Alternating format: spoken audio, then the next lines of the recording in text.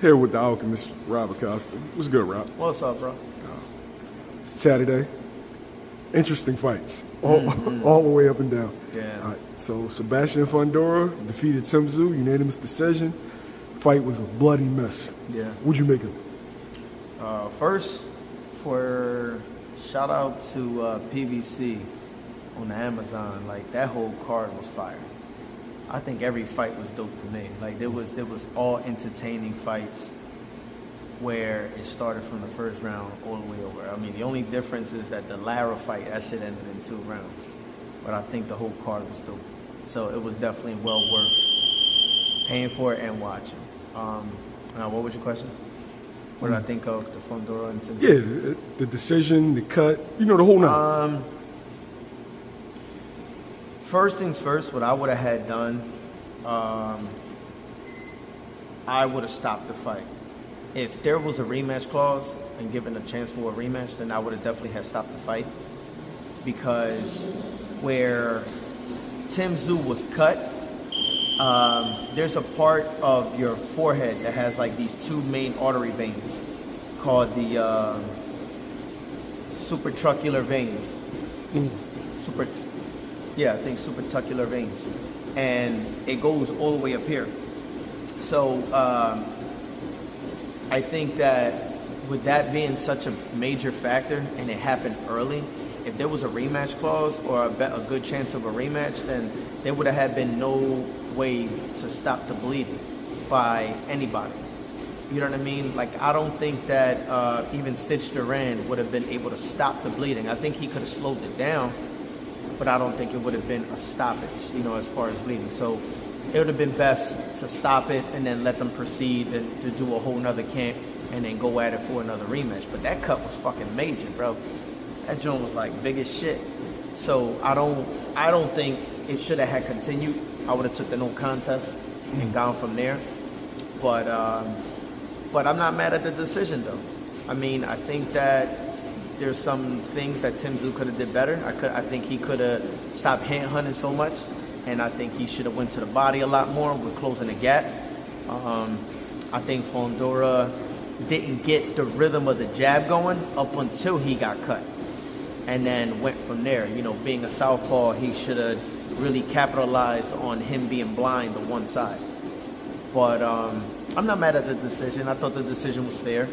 And I think that the reason why Fundora was so dominant in that performance was because of the cut. Now, we can do what ifs all day, but if we were to eliminate that, I think it would have definitely been a different type of fight. Do you want to see a rematch? I would see a rematch. I would definitely see a rematch. But, I mean, with the circumstances going on now of who's stepping up to fight, you know what I mean? I don't know how that's going to go.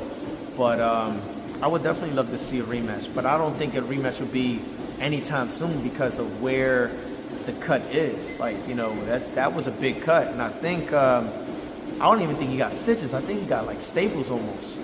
So I don't know. That's a serious fucking cut. What makes the situation so interesting is he was preparing to face Keith Thurman. Yeah. 11 days out. Thurman gets hurt. Now you're fighting a 6'6" guy. Yeah. And honestly, everybody kind of like slept on Fundora. Yeah, everybody slept on Fundora. I thought he would win, but everybody assumed that Fundora would just come forward and just be available for certain shots. Right. And it kind of surprised everybody because it wasn't. Yeah. I think I originally thought Tszyu was going to win. And I thought it was going to be a late stoppage. But, so, I don't know. But I tell you what, though, Fundora definitely worked on shit while he was gone. You could tell, like, he learned a lot from the Mendoza fight. He really worked on shit. So he definitely came out with a whole different plan. And him being so fucking tall and his arms is at 80-inch reach, he's still on that back foot, so you could see everything coming from different angles. He just stuck to his game plan, did what he was supposed to do. Good call. Isaac Cruz. Yeah, stopped Rolando Romero.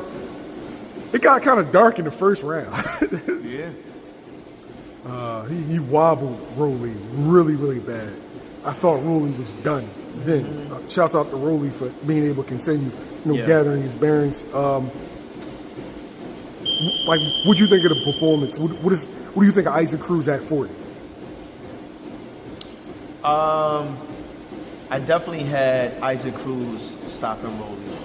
I definitely had that.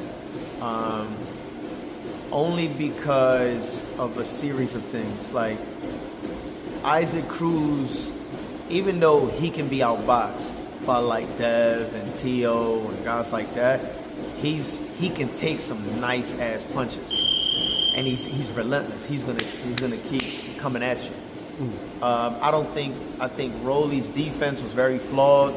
I think the fact that he left Bullet, went to Salas, could have also played a factor, because Bullet was good for Rolly based off he used Rolly's best attributes to make him into what he was.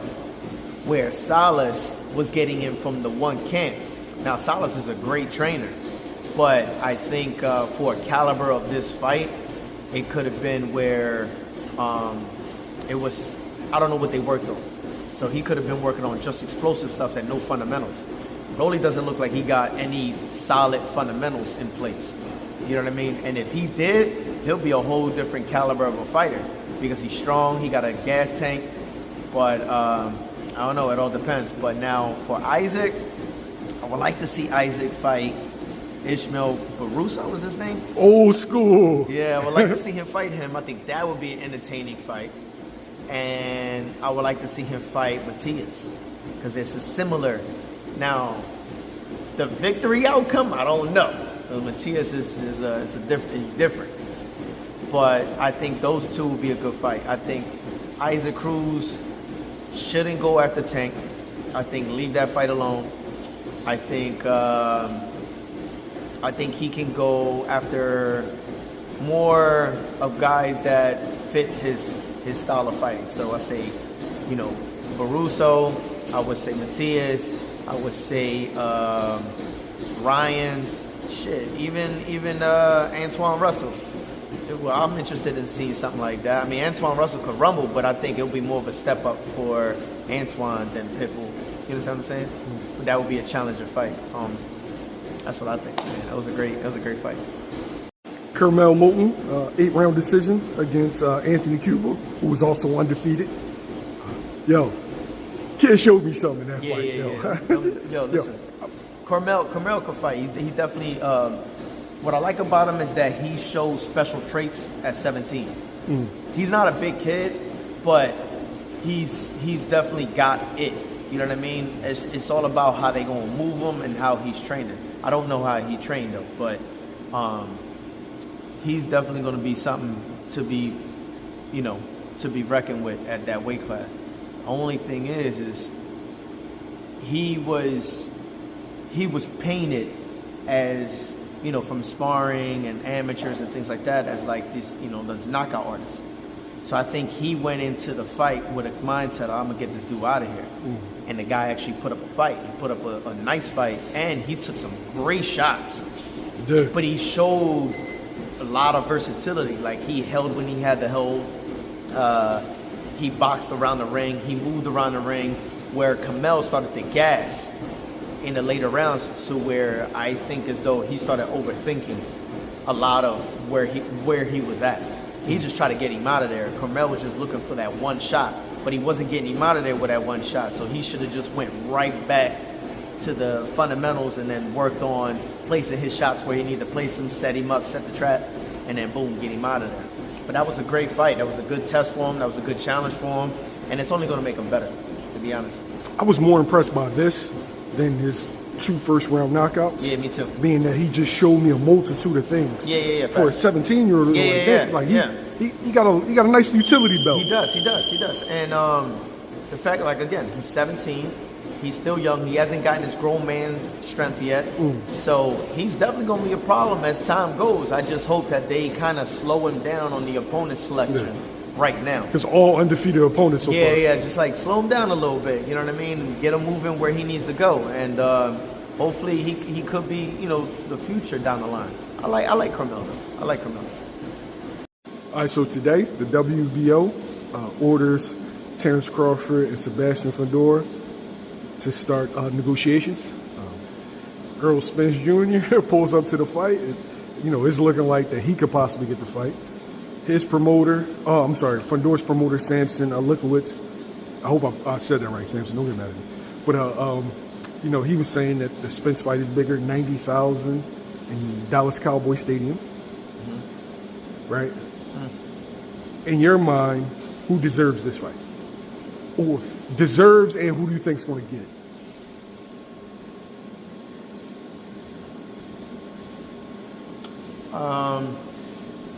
So a couple things.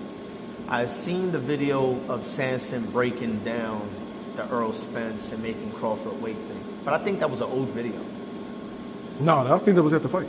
That was at the fight? Yeah, when he had the Fundora headband on with the WBC thing on him. It looked like an old video. But all right, well, let's just say, even though he's the promoter, Fundora already said who he wanted. Errol Spence could have walked in the ring and did anything, but at the end of the day, Errol Spence, I understand what he's doing. You know what I mean? Like, they're going for that route, but I still believe Errol Spence hasn't fully gotten back yet. Like, plus he's fucking huge. He's probably walking around like 190, a deuce, maybe, some shit like that. I think Spence is better off fighting kind of like the guy that Brian Mendoza fought. Or Mendoza. You know what I'm saying? He could be fighting I won't even go with Tszyu because Tszyu's probably on suspension because of the cut. But what's odd to me though is that negotiations started between Crawford and Tszyu prior to the fight even happening. Yeah. So in other words, everyone was looking past Fundora. Fundora wins. Now all of a sudden, who you said, WBO? Yeah. WBO now orders to a negotiation to start immediately. I'm just saying that there's no bitching there. There's no complaints. It's like, yeah, Crawford, you know what I'm saying? T-shirt, tattoos, and everything else of Crawford going to do this to Fundora, he going to do that. Now, mind you, I did go on record to say that I think Crawford does beat Fundora, and I still stand by it. But I just think it's funny that all his fans that want that fight to happen that fast, but when Boots was ordered for the mandatory, people was bitching then, talking about he didn't deserve that shot. So that double standard thing doesn't make much sense to me. And I think it's on some sucker shit. You know what I mean? I think that don't make it seem because the biggest threat is not deserved to where the least amount of threat is well deserved. Even though it's a high risk with a low reward. You know what I mean? But he fights Fundora, vacate them titles, let somebody else dominate 147, and don't go back into it. You know what I mean? I think Crawford does beat Fundora. I don't think it's going to be easy. I think Crawford got the better IQ and the better tools, but I also believe that if Crawford goes southpaw, I think it's going to be a problem. I think if he goes orthodox, it's going to be a problem. So I think he should chop the tree down early.